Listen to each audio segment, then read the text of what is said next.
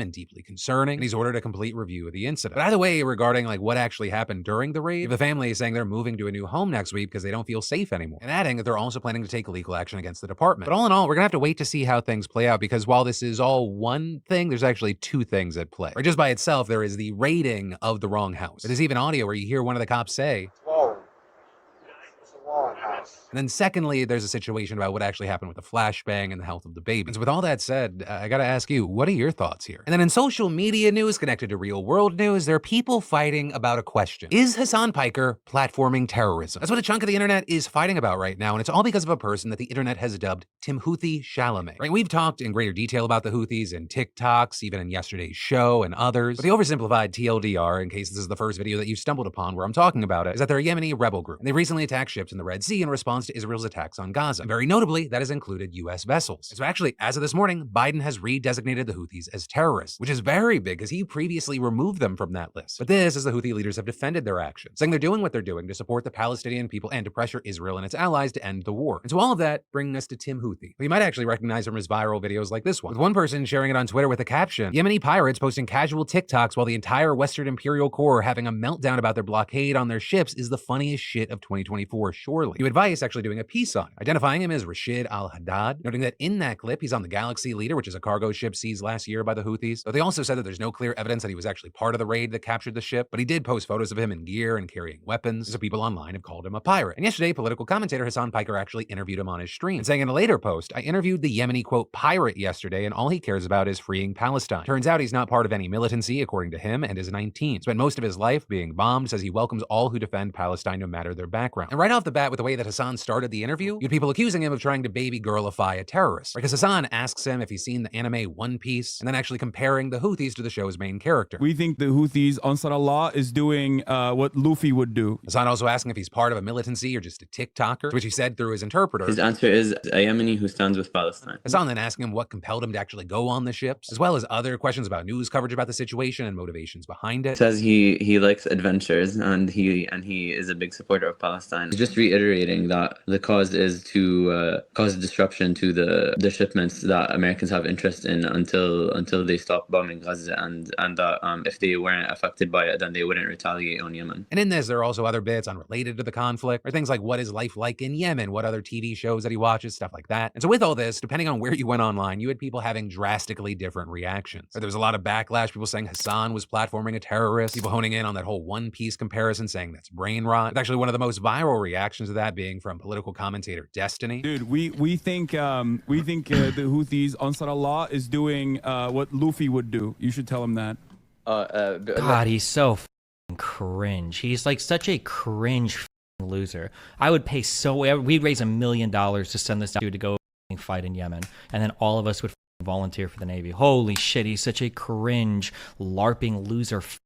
I cannot believe, like, nobody in the history, no fascist ever could have dreamed of such an amazing representation of socialism as the most anti-American, like pro-Islamic terrorist, Turkish immigrant loser that is like cheering on attacks on merchant ships as this multi-millionaire guy living in West Hollywood. Well, on the other side of this, you had people defending Hasan, saying that Hasan is actually doing the public an enormous service by speaking to a regular Yemeni guy with regular hopes, dreams, and hobbies, and asking where were you for the past 10 years when the Yemeni people lost lives and limbs just for the crime of existing. And others saying that the interview is actually amazing, with Hasan humanizing him and wanting us to understand that he is just a normal Yemeni teen. But with all that said, I gotta pass the question off to you. Where do you land on this? I know there's two camps. I don't know if there's a third where you're landing somewhere in between. But what do you think about the platforming and interview? What do you think about the reactions? What do you think about any and all of it, and why? Let me know in those comments down below. And then there's even more news that we gotta talk about today, but I gotta take a second to pay some bills. Because let's face it, after all the holiday indulgence, traveling, maybe not sticking to your routine, it might be time to get back on track. And your gut health is so important, especially when it comes to your immune system. With all the viruses on overdrive right now, this is a great time to start a healthy habit with a fantastic sponsor of today's show, Seed and their DSO1 Daily Synbiotic. Seed's DSO1 is a 2-in-1 prebiotic and probiotic, and it combines 24 select bacterial strings in a new class of non-fermenting prebiotic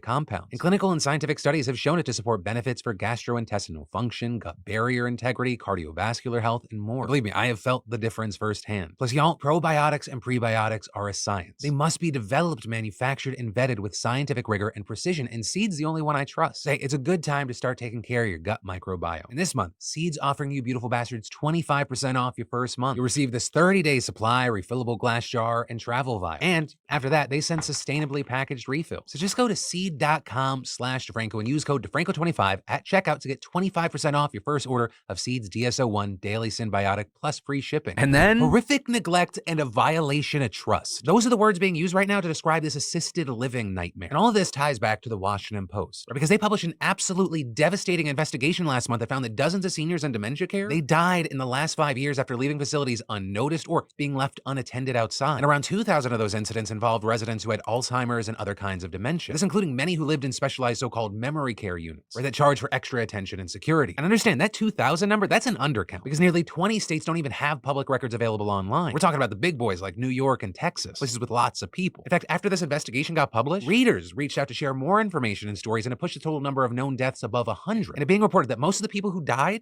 because of prolonged exposure to extreme heat or cold. Also noting others drowned in retention ponds, were hit by vehicles, and wandered into woods, rivers, and swamps. And infuriatingly, there's been little to no accountability for these horrific situations. And that's in part because, unlike nursing homes, America's 30,000 assisted living facilities are not regulated by the federal government. And so because of that, there's no federal record of deaths or injuries or how the failings of the facilities contributed to them. And so not having that national public data, it's undermined government accountability. Without that federal management, any kind of oversight's been left to the states, which as we often see has resulted in this kind of patchwork of regulations and enforcement. And while percentage-wise this could seem small, this is a massive problem that affects a lot of people. Right? There are currently over 1 million Americans who live in these kinds of facilities. In fact, it's almost as many as live in nursing homes. And many of them in these facilities, they pay money for specialized care. We're talking about an average of $6,000 a month. But despite those price tags, investigators frequently found inadequate staffing and training as factors in these deaths. In fact, the Post found that only 2 states, Alabama and Indiana, actually mandate minimum staff to resident ratios, require more than 6 hours of dementia training as recommended, and keep a public website disclosing inspection reports and enforcement actions. With the Post also then detailing multiple examples of staff sleeping at work, falsifying records, skipping check-ins on residents, and ignoring alarms that indicated the doors to dementia care units had been open. And sometimes it was found that relatives weren't always told the truth about what had happened. And beyond that, the report found, oh my gosh, you're going to be so shocked by this, greed may have been a massive factor. Finding that corporate investors seeking profits resulted in lower wages and fewer employees at some facilities. And very notably, the representatives for the assisted living industry, they didn't try to dispute the Post's findings. Instead, responding by saying, hey, okay, these 100 deaths, they're just a small fraction of a growing population of residents. But there you had some, including Senator Bob Casey, calling bullshit. He's the chair of the Senate Special Committee on Aging. And yesterday, he sent letters to the 3 biggest assisted living chains in the country demanding information regarding their practices. And specifically, we're talking about Brookdale, Atria, and Sunrise. With Senator Casey describing the Post revelations as horrific neglect and a violation of trust, and adding, you have a set of cascading crises: the staffing problem, the oversight problem, a lack of information the family members need, and at a fundamental level, you have the quality of care problem. With them going on to ask how many of these incidents occur and how many families are told about them, among other issues. But the key thing here, Casey also said that his committee will be looking into actions that the federal government should take and is setting a hearing for January 25th, which is a move that would mark the panel's most substantial review of the industry in more than 2 decades. But as we always say, words are words and actions are actions. And it remains to be seen if anything meaningful is going to happen here. And I also say that because government officials and advocates, they've actually been warning about safety issues and poor oversight in the industry for decades. In fact, back in 2001, the same Senate committee even set up a working group that spent 2 years creating a list of recommendations. But that group, it was so full of disagreements, they literally couldn't even agree on how to define assisted living. So while I have hope